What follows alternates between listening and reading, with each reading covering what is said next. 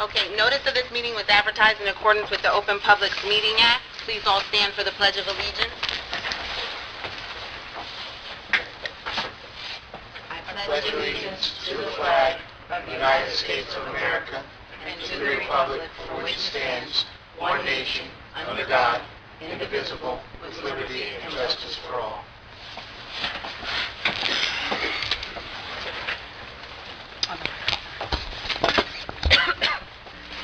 The council president is not in today. He will not be able to attend the meeting, so we need to start the meeting off by seeing if someone will be willing to stand in as the council president for the evening. I recommend Jason. A second. Okay. Is everybody in favor of that? Yes. Yes. Okay. Everybody except me? Yeah. All right, Jason, if you could just then chair the meeting for tonight and just go through everything. Okay. Okay. Are the mics on? Yes. The mics are on. Fine. You just need to speak in. I gotta yell. It's like church. Nobody wants to sit up front. Good evening. I will pick off where Sunshine left off. Roll call. Ms. Trueblood? Present. Mr. Gardner? Present. Ms. Jackson? Present. Mr. Allen? Present. This meeting is now called to order. Closed session resolution number 144-2017 authorizes council to go into closed session. Administration, solicitor, council, are there any items for closed session this evening? No. We have nothing but closed session. And I also have none. Hearing none, we will move on. Public comments. Anyone from the public that wishes to come forward, please come forward. Sign in, state your name. Looks like Mr. Pelletier is first. I had a line pass today. Bob Pelletier on North Pemberton Road.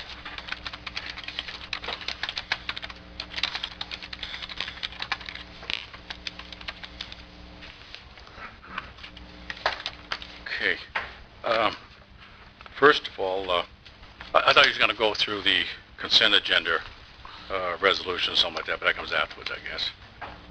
Okay, because I got some questions there, but I guess it'll meander from that, so I want to discuss them here, okay? First of all, I just wanted to ask about the ordinances for introduction. I think I recall when they were here for introduction, they'd be on the back table, but they weren't published on the internet or anything like that. Is that correct? I'm not following your question. Well, when you had an ordinance for introduction here, you would actually have them on the table back there, a draft or something like that, but they just weren't publicized on the web. I've been here for a while, so I kind of lost the... Yeah, once the ordinances are introduced, then they are published for public view, but not until introduction takes place. Okay, for some reason I thought that they were on the back table, but then once they got seconded up here, then they were released on the web and everywhere else. Yeah, for the public hearing, they'll be that back. clears up that. I have a question regarding like tax sales certificates there. Something I never really liked, come into the township during foreclosures, you always see the vultures out there, but now you don't see them because it's all done online. It's kind of stealthy. But just if you take a look at the first item here, it lists the name that's associated with the tax certificate, and so, the name. But then when you drop down, you have these corporations and stuff like that. There's no way to cross-reference them. I mean, like PSAT, that could be Darrell Smith and Harold Carr Enterprises, or something like that, and you just never know who they are. Is there a way to cross-reference those with existing information on the website? Mr. Gonzalez, would you care to address that? I don't know I don't understand the question. Well, the question is, if Bob Pelletier is going to purchase a tax sale certificate, my name is on there. But if I'm REP Enterprises, you don't know who I am. But there is a way to find out, and I'd like to know how is that done. I assume that they're corporations. You can go to the Secretary of State to find out information about the corporations. What the council has before it are tax certificates that the township owns. I understand, and someone has expressed an interest in buying it from the township, which is in the township's interest because that means that the taxes are paid. Whether it's a corporation or an individual, truly doesn't really matter who we transfer it to, because we have our taxes paid, and that's the most important part. I understand that. But I was just wondering, how could I find out, or the public, like, who is DSHD? I don't know, and I haven't checked into it. So I was just curious, is there a way to reference it? Well, there's no way to find out anything that we have. You'd have to do your own research on that. I mean, who knows? That could be a Russian. You were asking what those initials mean. Mean? Yeah. Is what you're asking. Well, no, not really. I'd like to know the corporation, because all corporations have a president, and I think you also have to have a treasurer. I think the Secretary of State keeps records regarding corporations that register with it. Sure, they have to pay. So they have to pay, and they get registered, and they have records over in Trenton, or maybe even online, that would outline those types of things. But the town itself wouldn't have that. The town would just know that a company or a person has offered to buy a certificate, and the proof is going to be, do they have the money to buy it and get our taxes paid, and if they do, it's going to go through. Yeah. But, like, say, if my property, Bob Pelletier's house, has got a tax sale certificate on it, I'd like to know who DHSC is. Mm-hmm. Wouldn't you? I'm sure you would, so you don't have to answer that question. Under new business, the police department uniforms, and you're looking for 10 recruits there. And now, I know there was an ordinance, standing ordinance for a number of police on a table of organization. Do you know how many that is? Is it 56 or 60 or? The current authorized number is 57. 57. Right. That's just what we're allowed to go up to. So if you need 10 recruits, that would let one surmise that you have 47. Is that right? No. Currently, no. Why would that surmise that? No. Well, you're looking for 10 recruits. That would bring you a table. I mean, if you got 57. We're authorized 57. That Yeah. doesn't mean we're at 57 or we will be at 57. You won't be at 57? No, we're adding 10 officers to the current number of officers that we have. But you won't exceed the number of 57, is that correct? Oh, we can't exceed the number of 57. The ordinance doesn't permit that. Okay, that's what I'm looking for. Oh, I'm sorry. I Right. thought you Thank wanted you. us to get to 57. Well, We'd like to, okay. but All right, and what about these recruits? They got to go through training. And, if anybody was in the military back when they had the draft, you're in the military for 3 years, you were in for 3 years. Whether you did it in the stockade or the brig, you did your 3 years. But you could go to training today, and many years now, you'd wash out. So do any of these recruits wash out? I mean, what's the history on that? Do most of them pass? Most of them pass. Most of them do? Looks like any other jurisdiction. Somebody that gets injured, an issue arises while they're in the training, and they have to be withdrawn. Okay, so it wouldn't see like a 40% failure rate or anything like that. Okay. There's no quantifiable washout rate. Okay. Another item. I was wondering about possibly having radar speed trailers in Pemberton Township. I think a number of years ago, I think I've seen them in certain locations in the township. Am I correct? Does anybody know? For I've sure. seen them in Lake Valley before. In Lake Valley? we had one, didn't we, Chief? We did have one. Yeah, what happened You had to that? one. You still have it? That is negative. No? We do not. The reason I'm asking is, I think they're a great benefit, because I think the data would show that if you put those trailers up, you're going to have some people that are going to slow down. Maybe these two guys won't slow down, but a lot of people will. You're welcome. Keep the change. I'll let you know what happened to the last machine that we had. Yes. Guy took a baseball bat Oh, to it. I was going to say it was vandalized, yeah. So, Well, the reason I say that is because, like, I live on North Pemberton Road, and I live on this quarter-mile strip between Arnie's Mount and Fort Dix Road, and invariably people stop at that light and try to get to the other light, and they're doing 60, 70 miles an hour before they get there. And I think a nice general reminder, like, hey, the speed limit is 40 or 45, and Red, you're doing 60. And I think that would help. but not just in that location, but throughout the township. I really think it would be a great help. And I was wondering, does the state have any like grant money for those types of purchases, or do they promote that as part of public safety? The reason I asked that because down here I went on the website and I was thinking about after this meeting contacting the police and see if I could, send a letter or a phone call and discuss possibility of that and some other issues that I'd like to see addressed. So, and the other item I'd like to see addressed is an engine braking ordinance, and I've been here before on that, and I guess I can't stir up much interest from the council, and it kind of concerns me because over the years I used to read the minutes and the agenda items, and then all of a sudden I would see these strange ordinances come up like, well, how did they get there? There was nobody here at the microphone asking for them. So how does it happen? Does somebody call a council person or have a meeting with administration and say, hey, I want an ordinance like for hobby kennels, like I don't know where that came from out of the sky. Another one to Sunday liquor sales, can you scroll back the opening time from noontime to 11, and that flies through. And so there's things like that, and I'm wondering about the ordinance process. I mean, to me, it seems to be a stealthy process.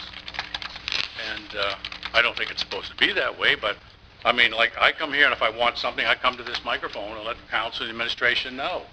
And one of them there was a domestic chickens ordinance there. I spoke up for a lady that was here, her daughter, a year and a half ago, I think it was. I think they're a good thing to have in a residential area. I mean, they have them in cities, and you can set the parameters, how many they can have, and I think they're great for children and grown-ups too. So, but that never got anywhere. So there was a discussion, but the mood of the council was, well, we don't think we like it. I mean, there was nothing real formal on there. It didn't really get killed. It just kind of died. So, and I also too. Final comment is, I read in the Sunday paper about development in Browns Mills, and how slow it is to get going, and the excuses that developers make about, well, there's pockets of poverty out here and stuff. But see, I don't believe that. There are pockets of poverty. Yes, there are. They're everywhere. But there are poverty dollars that follow them. And what I mean by that is that many, many years ago, when you had poverty pockets, a lot of people qualified what they called commodity foods. Blocks of cheese, macaroni, cans of peanut butter and stuff, so someone's well fed. But the grocery retailers of America got together and they lobbied and they come up with a script, the food stamps. Then it morphed into the digital EBT and the SNAP cards. So there's money there. So I think one of the problems with getting developers in here is what I call, and I've had for a couple of years now, is livability of place. Now, I live on a road and I hear these engine break-ins coming through, speeding cars. There's a lot of traffic on there now. Prior to 2001, North Pemberton Road was not well traveled. I live there, I know that. Then when they close these gates off, access is there, a lot of the trucks and carrying supplies and stuff go to the base and they come down North Pemberton Road. And a lot of them are owner-operators. Owner-operators, as I see it, are the biggest violators of the engine braking. Why? Because you don't want to use your brakes. You're gonna, brakes on those big rigs are expensive to fix and replace. So I just don't see it. I mean, it's for emergency use. You're going down a steep grade and you lose your brakes. You want that engine compression to slow you down. So I would like to see an ordinance on that, and that is an item I was going to approach the police department on about how they feel about an ordinance for engine braking. So that's all I have. So thanks for your time. Thank you. Thank you for your opinion, Mr. Pelletier. Ms. Phillips.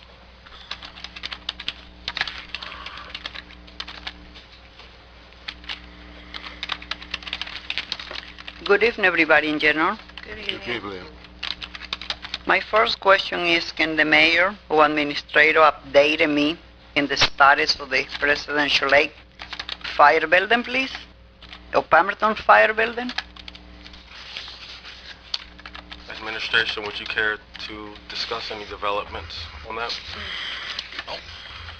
As I've reported to you in many meetings in the past, we continue to work on this project, and we will continue to work on it.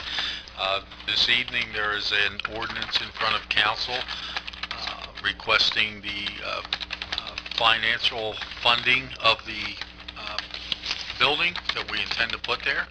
So if we get the funding in place, we can then contract with a contractor to build the building. So we're much closer than we ever have been in putting a building in presidential leagues. Can you give me a number? I don't say the right number, but how much possibility we are looking for is going to cost to put a building there? Bond ordinance tonight is for $3.4 million. And those $3.4 million is going to go to Presidential Lake Fire Building? No. Not entirely, no. That means you're talking about probably half and half. Yeah, Dennis will give you the number. Okay, Mr. The Gonzalez. anticipated cost for the firehouse and the community center together is $1,950,000. That's subject to go up or down a little bit depending on the amenities that we include. Okay, thank you. Now, my next question to the mayor. I don't think Mr. Gonzalez will be too much aware of that. Mayor has been in here for a long time. Did you were aware when they went and play around by the flagpole in 184th station, they are 6 remain were around that pole. Human remain. That is news to me. Do you have information on that? No, I don't. No, I don't at this time, but I can research and found it out. Now, how can you go? I know the public work did the kind of job. They are told to do this, that's the job they have to do. You gotta follow protocol. But before we went along and did that, why the township did not research on that? How are we supposed to research something we know nothing about? That's the first time this has been brought up to us, and we're supposed to just arbitrarily start digging for human remains when we don't know any are there, or suspect any are there? Okay, thank you. I will bring it up to my association. Okay? I'm shocked. How can you just, the founder for that building, what did they do to them? Well, if you have any information that you can pass on to us, we will research it, but I'm shocked that there's human remains there and it's not documented somewhere. Okay. Now, my next question to you and the administrator, what is the reason that Trialapan is not going to go by this year in Presidential Lake? There is no money? Can you repeat your question, please? Trialapan. The program we have in August, what is the reason? I found it out that it's not going to be this year. What is the reason? The reason that it's not going to happen is that few, if any, residents actually participate. It's essentially a for-profit company that does that, and in the past, our employees at the township cost were working that event, and there was no appreciable benefit to the township, just costs. Okay, because I know that the administration just hired somebody to cover Paula, and we pay a lot of money to this man to do the job, and he came in done it the same way what the other one was doing it. Okay, with that, now I'm coming up to the 200 New Hampshire Road house. Can you just specify to me what is the update in that house right now? You have to know because this is where all the money coming up here. I've provided information to you about this house perhaps a dozen times over the last 5 years, and I've suggested to you before, if no one in this room can have an updated report about any given property in the township of Pemberton. That's wholly unreasonable. If you have a question about the inspection status of any particular property, please save yourself some time here and call the appropriate Department of Community Development and ask about the property, or put it in an email and ask, and you'll be provided with the information. Thank you.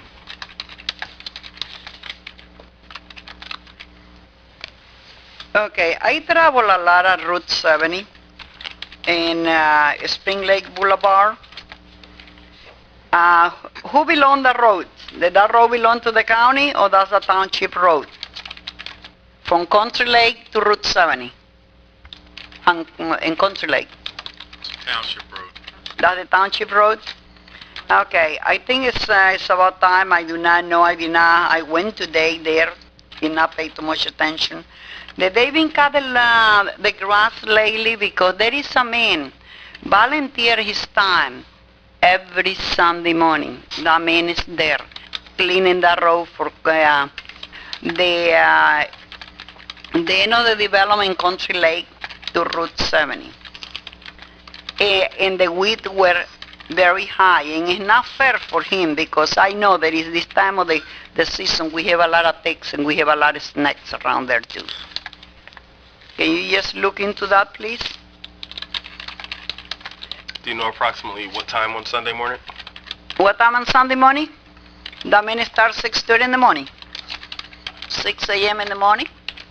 6 a.m. or 6:30? 6:30 a.m. in the morning to around 8:30 a.m. because I go to church by 7:30, and he's working, and he carry his sign. He's not a township employee. He's a volunteer. He clean his community. And will be nice if they cut the lawn in there for him the least, and he doesn't have to get ticks and bites his necks and whatever is there. Now I see the chief of police back there.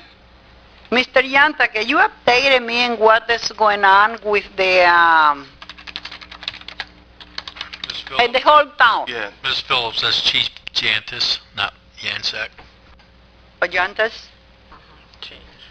And Miss Phillips, if you could just hold off on your question for a few moments.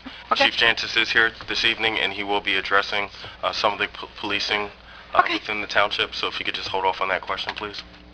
I'm sure you'll Okay, get your thank answer. you. Thank you. Is it Thank you. Mr. Tompkins?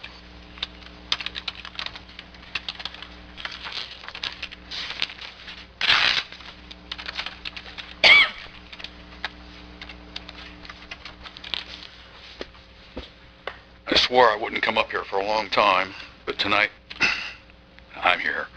Jack Tompkins, Pemberton Township. I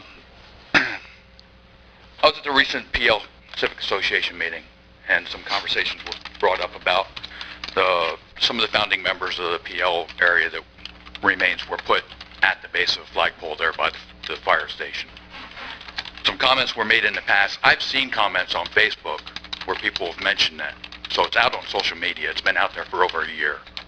I talked to the president of the Civic Association this week, and I think a week or two ago, he sent a letter or an email to each individual council member and the mayor stating that there were remains at the base of that flagpole.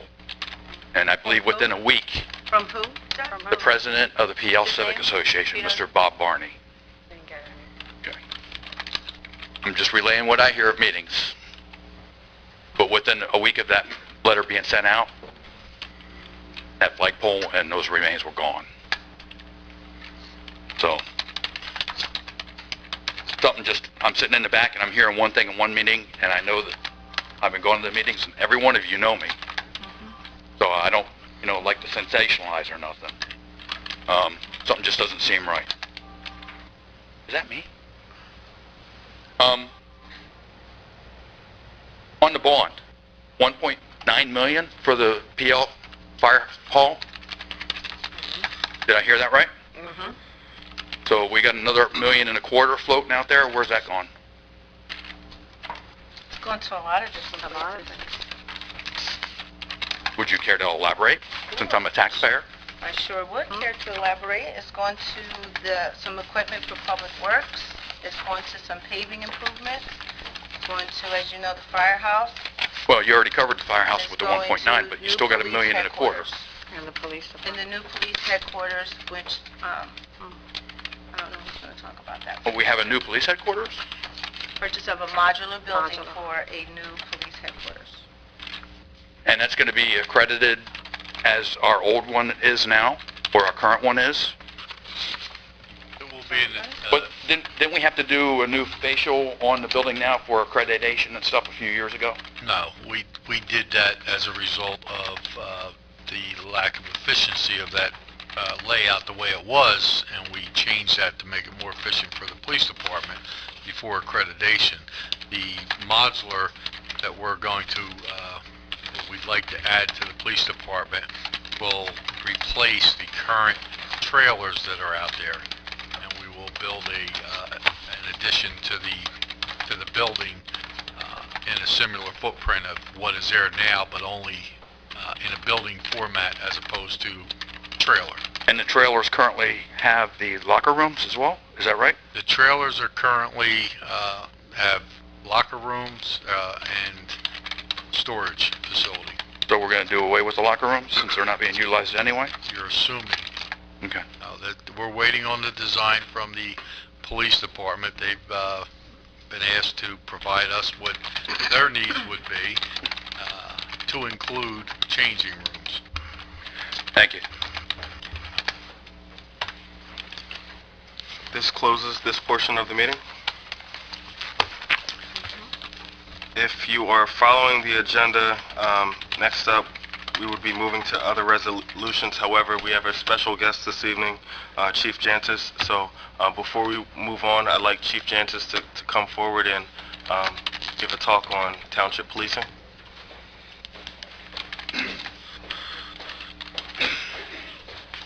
Good evening, Council.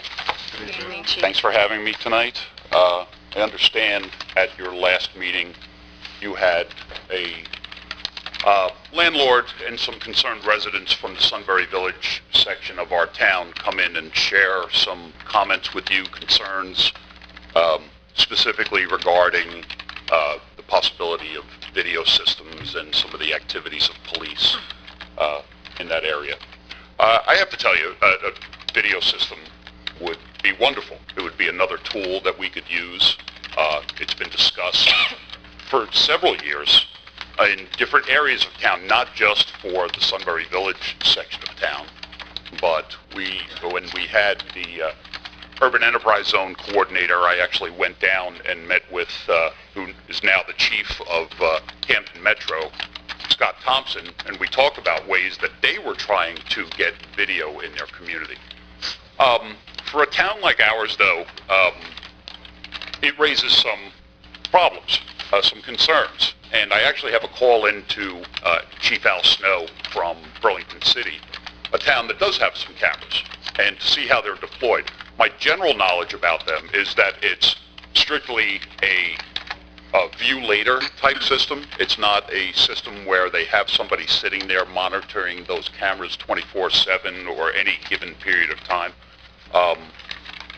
But my questions are going to be to him: how were they funded? Were they done through businesses, grants? How did that come about? So we're still looking into that, so I don't have a solid answer for you. But I can tell you that we have looked into grant possibilities before, and I applaud the landlord that was looking into that for his energy into that, into looking into it. I do, however, wonder, since he has so many properties in that area and he sees this as such a valuable tool, why he wouldn't invest in his own properties like many, many, many other residents of Pemberton Township, Browns Mills, New Lisbon, I could go through the areas where we are aware that there are cameras and have helped us in the past. But why he wouldn't make that investment in his own properties, and why he would want a small cluster, albeit a notable cluster in our town, for all the taxpayers in Pemberton Township to take the burden to protect his property. I think it has to be an all hazards, all community type project if we're going to go in this route.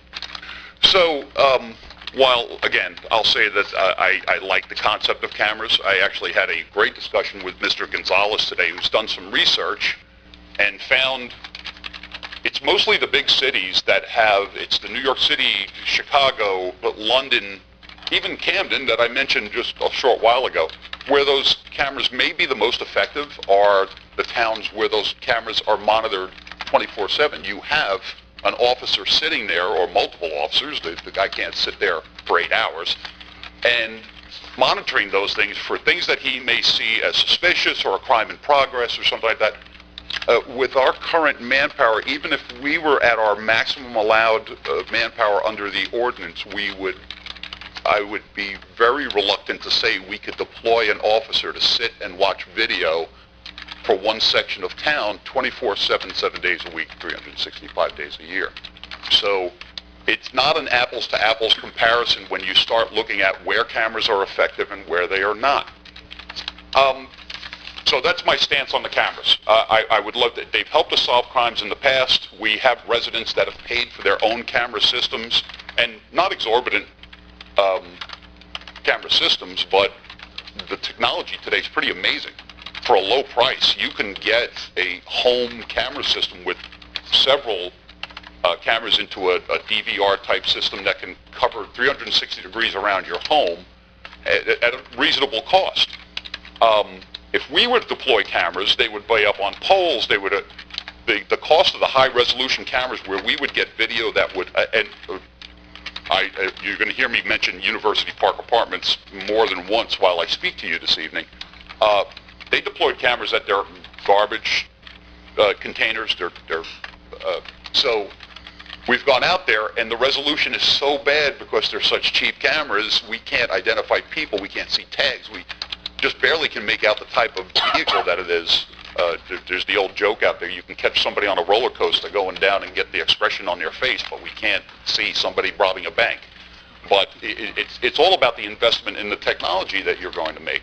So our cameras would have that bird's eye view where cameras on a individual residence, which is what I would hope that landlord would make the investment in, would give you much more detail and much more ground level, windshield type view of what was occurring. We're not going to go as a township and install cameras on people's homes. That's just, it would be an elevated camera.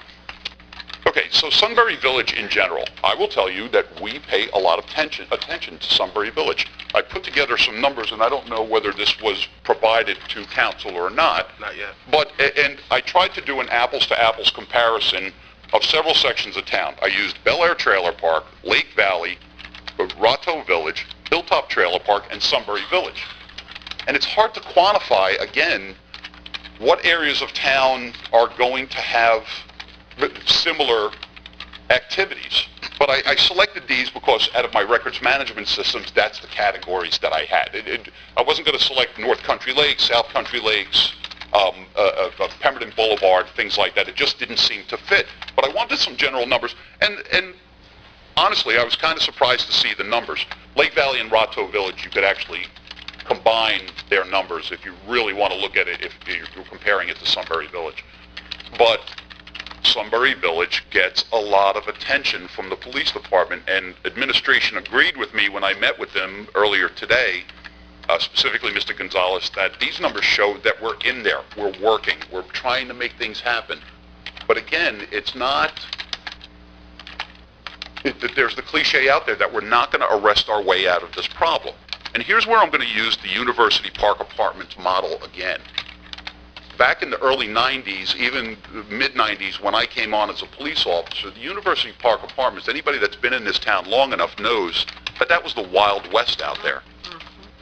The police officers didn't go in there unless you went in there with two. As a matter of fact, we had one officer that was severely injured in a fight in University Apartments, and he was ultimately sued for his actions out there. Am I correct in that, Mayor? Yes. So, what happened in University Apartments? Well, we got strong management in University Apartments. Government and the police department cannot do it all for you. We help, and we go in and we enforce the laws, and we want to do the good work for the people of this community, and we do. Just quick tangent here. I came in after the Country Lakes Homeowners Alliance meeting. I came into the station to talk with our newly promoted lieutenant, Jason Waters. I don't know whether you know about that or not. But to talk to him about some information that I received while I was at the Country Lakes Homeowner Alliance meeting, and I wanted to see if we could take some action on it immediately. He was like, Chief, look what I got. They were still working a serious motor vehicle accident that had happened on Mount Misery. I should have taken a picture of it. On the table, the processing table that they were working on, it had to be 150 packets of heroin. And the arrestees were in the cells, and the female officer that made an excellent arrest on us. I was very proud of her. So I get excited about that. I almost like as if I did it myself. I was very happy. But these guys, with these officers in working those jobs, those are officers that are not out on the street. So that's an unfortunate reality when they get caught up in the job. And I will tell you, the sergeants say, come on, folks, let's get this done, and let's get back out on the road. That's the type of supervision that we have out there. That's what we demand from our people. But again, with Sunbury Village, guys are out there, and in September of 2014, an officer that was doing what we asked of him, making a presence in Sunbury Village, and sitting at a intersection doing his reports was shot at. Not once, but twice. So, if the landlord or any of the residents are going to make the assumption that the police department is not out there in that area trying to do the good work, I beg to differ with them. And the numbers prove that. These are not numbers of things that are happening out there that are unreported. These are things that are happening out there that officers respond to and are doing the officer-initiated work. So, I think if there's anything that's going to go into discussion, I don't think it needs to be cameras. I think it needs to be an evaluation of what all of the property owners of Sunbury Village, changing the name of Sunbury Village isn't going to make things different. I don't see how that could. I don't think there's any stigma to the name Sunbury Village. There's some great people that live out there. That work hard and during the holidays decorate their homes. It's just they're not maybe as fortunate, a lot of the residents in that area, as some others are. So those people should not be stigmatized because of the name of the section of town that they live in, and I think that's a shame that that would even be the accusation. And if you were going to, much like the Mount Holly Gardens, if you want Mount Holly Gardens gone, which it is, it has to be a wholesale change and not just a name, but it was a complete social change of structure. The buildings are gone. It's all gone. And several of those people, I am aware, were displaced here to Sunbury Village. So I don't see the wisdom in that. But I do see the wisdom in having some strong management, some good background checks of the people. In University Apartments, you have police involvement, you make problems in that area. It is a very short leash from the management, not from the police department, from the management, that you will be gone. And I think that's where the focus needs to lie. The police department will help.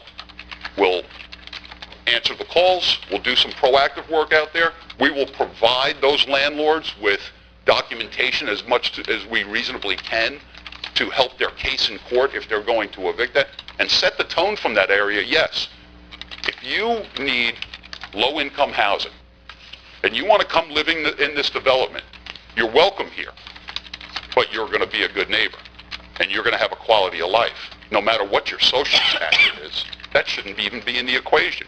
Everybody deserves a right to live in a nice, quiet neighborhood. Now, another thing with police involvement. I came to Mr. Gonzalez. I have a weekly meeting with him on Wednesdays at 1 o'clock. Sometimes we miss them, but most times we do make our meetings. So I said to him some months ago, it's very tense in Sunbury Village, and we're concerned that it's a pay me now or pay me later situation.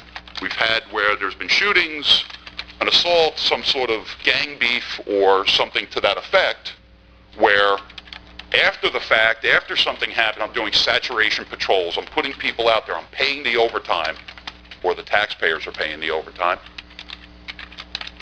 and it's not sustainable.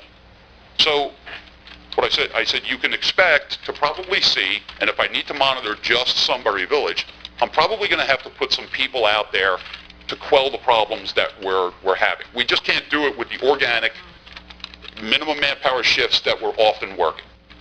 So they were prepared for that. Luckily, we have a new prosecutor in Burlington County. You're all aware of, Mr. Scott Cafina. And he said, you know, Chief, what can we do to help? And what we did was, and it wasn't just our town, there were a lot of major players and what I like to call Pemberton's most wanted that were out there that people were afraid of. And the plan that Lieutenant Weckes, Detective Sergeant Smith, and the rest of the Detective Bureau put together to go and quell some of the problems out there, there was a full court press to go and get these people off the street that had warrants, were awaiting sentencing. One gentleman was awaiting sentencing. For some reason, the judge told him, go home, come back in 30 days because you're going to state prison. I'm sorry, but that's, the judiciary and the police department are two separate entities. I hope everybody has their heads wrapped around that. Sometimes it's kind of frustrating. But during that time that he was waiting for sentencing, he shot the man and hit him in the ear. And he was with another guy, so both of them were arrested for the attempted homicide. But if he was in jail, he wouldn't have been out there to do that. So we went out and picked him up. Approximately 5 or 6 big players. On the heels of that, when you do something like that, you have to have what's called aftercare. You have to do maintenance out there. And what we did in conjunction with the prosecutor's office was go door to door out there and say to people, hey, you know this bad guy was arrested. You know this guy's in jail. He's in for 5. He's in for 8. He's in for 10. They're not going to bother you for a while. So can you talk to us? Can you tell us what's going on? Because people were afraid. And understandably so, because these guys were terrorizing people.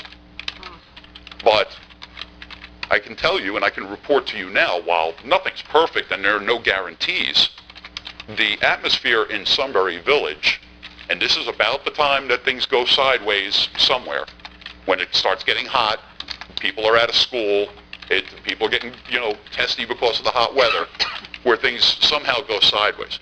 But I can tell you the atmosphere in Sunbury Village is much better than it was 4 or 5 months ago. Like I said, there's no guarantees, and I knock wood on that. We never know what's going to happen. It could happen in any section of town. It can happen in any town. And I'll tell you, listen, folks, I know you have the business of the town to go on with, but I just find the need to talk about this. While I was at the Country Lakes Homeowners, I get the intelligence brief from the county every month. And while I can't talk about specifics on it, I will tell you, Megan's Law wanted people. Fieldsboro, Willingboro, Palmyra. Let's talk about heroin.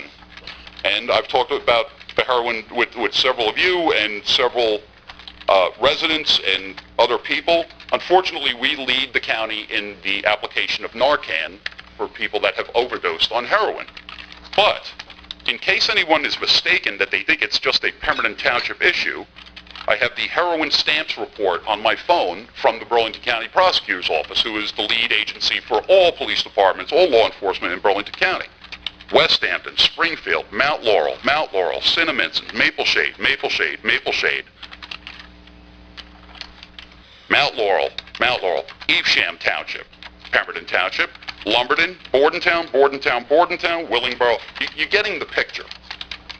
It's not a Pemberton, not a Burlington, not a South Jersey. We lost 1,600 people to heroin overdoses last year. They believe, the Department of Health believes, that's going to go over 2,000 for 2017. I've been in the position where we get the Narcan for free. every quarter we get X amount of doses of Narcan. I've come to the point where I've had to order some out of pocket, out of the budget, to make sure that we had enough, because, Chief, we got 3 doses left, we have 5 doses left. We don't think we're going to make it to the date. It's scary. But don't think for 1 minute that Mr. Rucker, the Director of Public Safety in Willingboro, is not doing the same thing, that Al Snow in Burlington City is not doing the same thing. So, that's my piece. I would love to give you a more succinct, section-by-section report on crime in Pemberton Township, and at some point, but what I'm here for is specifically the Sunbury Village issue. And what are your questions? Have you talked to Goober, the landlord out there, one-on-one? I have had him in my office. I have received written correspondence from him, and we've talked many times over the phone. I've talked to him while he's in France. And he actually, I guess, talked to you about the same thing he brought to us last meeting? It's an up and down. Sometimes he's very complimentary on the work that we're doing. Other times, when there's a major issue, he was very unhappy with the way we went after a homicide suspect, and the teams or SWAT unit threw a flashbang, and unfortunately there was some fire damage to the house. That's unfortunate, and we weigh those decisions. I've been the on-scene commander where the decision has to be made whether you're going to use a flashbang, and we ask the questions. Is there stuff that's going to catch on fire? Are there going to be people that get hurt? What's the danger to the people inside versus the people that we're going to send in? So those aren't light decisions. We don't just say, let's throw our toys in there. That's not the way this works. That's not the way any of this works. So it was for the on-scene commander at the time, I'm sure there was discussion before they decided to throw that in there. We had a violent suspect inside, and Mr. Gober's answer, and let's just, I keep saying landlord, it's Mr. Gober. Let's just call it what it is. Couldn't you have talked him out of the building? I don't know how to, I am not going to answer to Mr. Gober on operational decisions.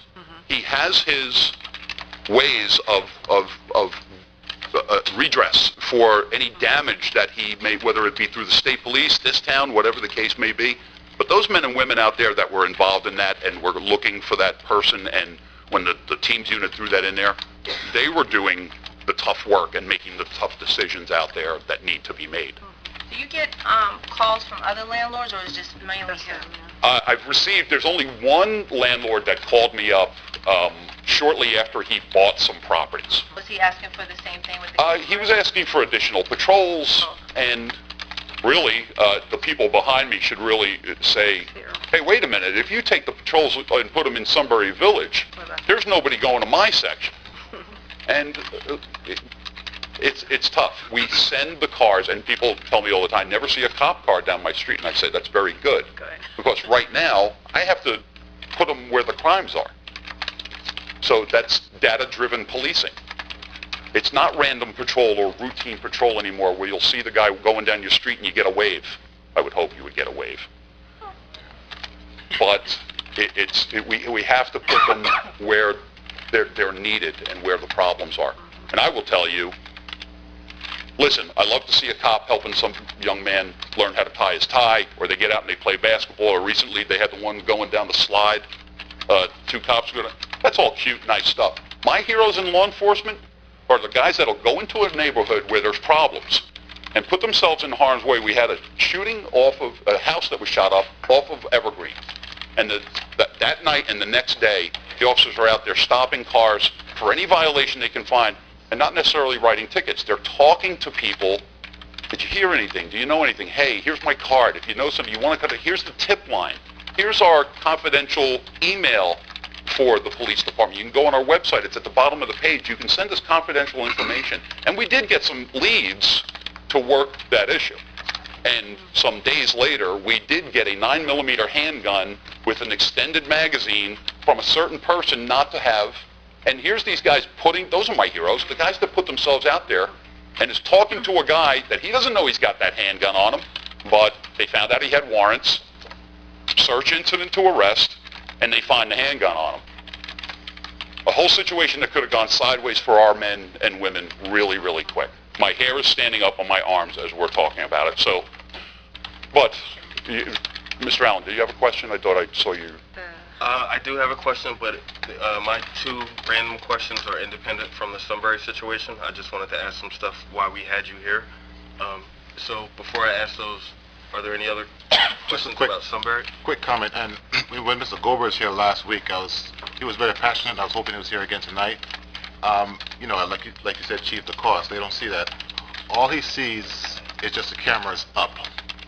They don't see from the cameras being put up, who's going to put it up, who's going to run the wires from the cameras to the station, who's going to sit there and monitor the costs. And let's say something happened last week, that video has to be archived. Agreed. The cost of video to archive is very expensive. So all they see is just a camera up. And then him talking last week, and I'm talking to him last week, I get the impression he just wanted it on his house. You know, and Mr. Gardner, I am aware that you're a technically savvy guy, so you know it's not the cameras that are the expense. It's all the back-end software, the terabytes. We just put new cameras in the cars in the past year, new upgraded high-definition cameras.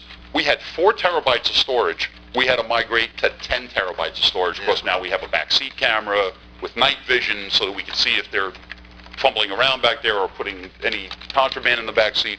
So it's not also the reason why the Pemberton Township Police Department at this time does not have body cameras.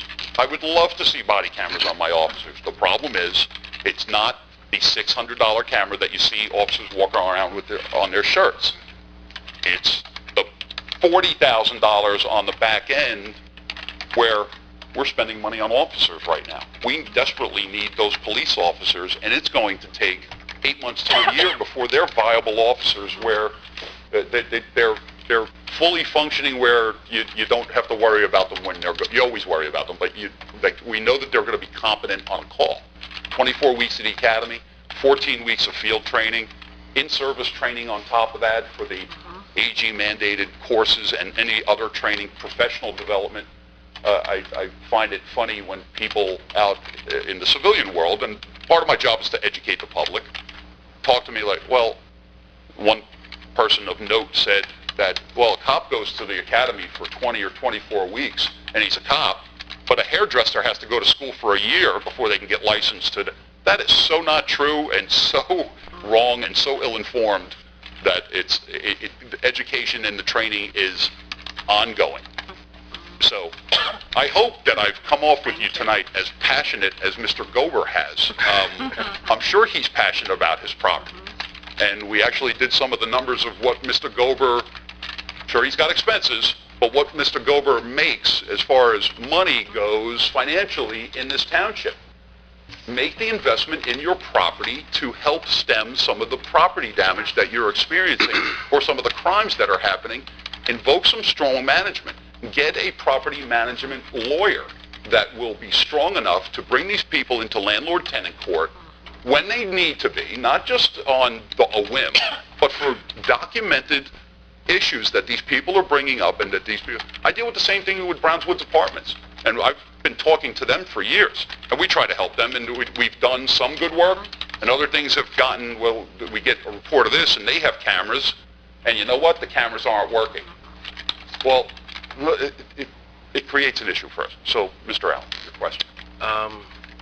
Questions? Oh, if possible, Mr. Pelletier, he had mentioned the speed limit radar device. If possible, can you share your opinion?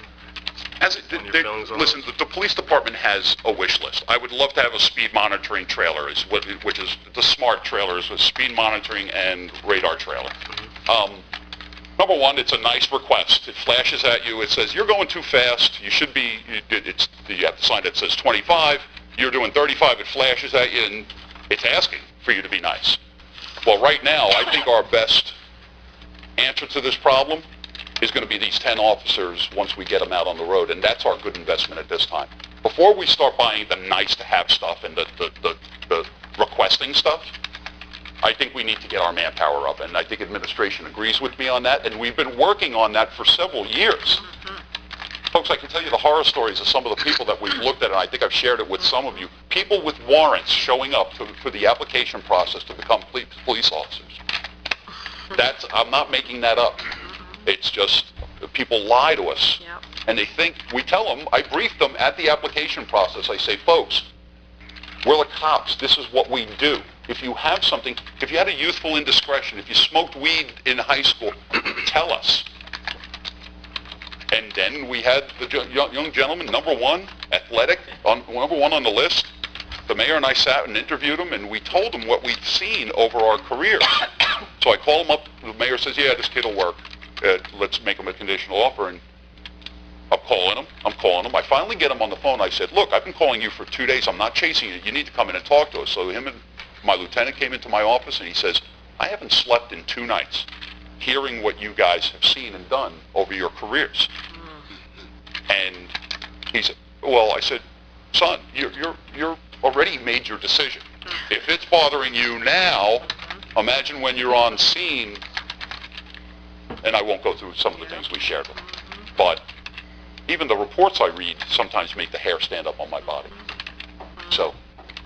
One more question. Of the 10 recruits, how many of them are actually from Pemberton Township? They are all from Pemberton Township. We were very pleased with that. We know we changed the ordinance a couple of years ago to go with a county list. We were sort of, from the Civil Service Commission, given a bad bill of goods on that. I don't know how else to explain it, but our residents were still the top 150 or so people on that list, and we were very pleased. And pretty much everybody that we asked, what's your intention on once you get hired here? And they all plan on staying. Now, again, no guarantees. People change their minds. Situations change. But everyone that we hired is a resident of Pemberton Township. Excellent. That's wonderful. That's good. And it's the most diverse hiring that we've ever had in this town. And I couldn't be prouder of that. Awesome. Thank you. Any other questions, folks? I just want to commend Chief on the incident at the Acme, how well it went so quickly in apprehending, and I know a lot of residents could rest that sure because of the areas that it was located. Oh, that's near your house, you know. And there's something, speaking of the Acme, and you're right, that was a really good job, and it took a lot of man hours, and again, I'm proud of these investigators and the detectives and the officers first on the scene to preserve evidence and make sure we have the physical, not only what people see, but the physical evidence to get a conviction and get justice, really, is what we're after. Right. But someone at the Country Lakes Homeowners Alliance brought up a very good idea. What's Acme's responsibility to supply some sort of security for the people that shop in their store? We can't be there and be Acme's private security, and we understand that they're, ma'am, can I carry your bags for $1, or, you know, people panhandling. We try to get out there as much as possible because we want people to, we want businesses in here. The business has got to be assured that they're bringing their business into a safe place where people can shop without worrying about that. Unsolicited, by the way, I'm talking with one of my officers, and he says to me, well, the only Wawa I go into, Chief, when I'm on the east side of town is the Browns Mills Wawa. I said, really? He says, yeah, I get out, I get my coffee, I go out and I talk to people, I shoo people away. Unsolicited. I'm not telling these guys, you got to get out there, you got to go take care of that. And they do take care of the red carpet to the biggest extent possible. Folks, I know you have the business to go on to. I could talk about stories with the police department, the successes. Now, we understand that we're not getting to everything. We're trying. But these men and women do not come to work to fail. And they're doing really good work. And the future is bright for this agency. It really is. So I hope the people behind me are listening to this and they hear what I'm saying, and that they hear that the words are sincere, and that these men and women, they're remarkable. They really, really are. And I'll just bring it up. The sexual assault that happened in University Apartments where the gentleman crawled in through the woman's, 48 hours we had this guy under arrest, and I will tell you, I can't talk about the case too much, but the physical evidence in that case, because of the work that these detectives and investigators did, is so compelling. This guy's going away. So, I thank you for your time. I hope I answered your questions, and if there's anything else, please, I'll be glad to come back in. Chief, thank you for your time, and thank you for always being willing to answer questions. Thank you. Thank you.